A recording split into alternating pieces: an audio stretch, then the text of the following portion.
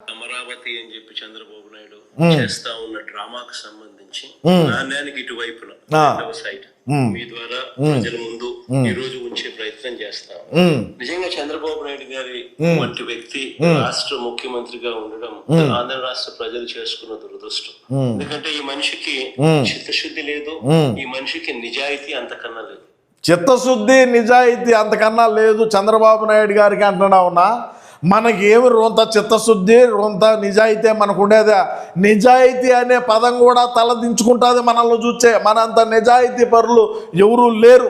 ఎందుకంటే మనం ఇచ్చినటువంటి హామీలు ఏమున్నాయి, మనం ఎంతవరకు నెరవేర్చగలిగినాం, రాష్ట్రాన్ని ప్రజానికాన్ని ఏ విధంగా మనం అభివృద్ధి బాటలో నడిపించినాం, ఏ విధంగా రాష్ట్రంలో ఉండేటువంటి యువతకు ఉద్యోగ అవకాశాలు కల్పించినాం, ఏ విధంగా రాజధాని నిర్మాణ పనులు ఏ విధంగా చేసినాం, పోలవరాన్ని ఏ విధంగా మనం పూర్తి చేయగలిగినాం, రాష్ట్ర అభివృద్ధి ఏ విధంగా మనం చేయగలిగినాం అనేది ఏనాడైనా బతుక్కి సిగ్గుంటే ప్రెస్ మీట్ పెట్టి మాట్లాడిన దాఖలాలు ఉన్నాయా?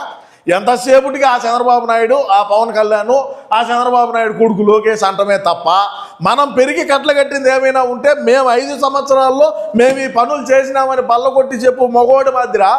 ఈ పకోడీ మాటలు ఎందుకు, ఈ డకాయిట్ మాటలు ఎందుకు, వీటితో ఏమొస్తుంది బా నీకు?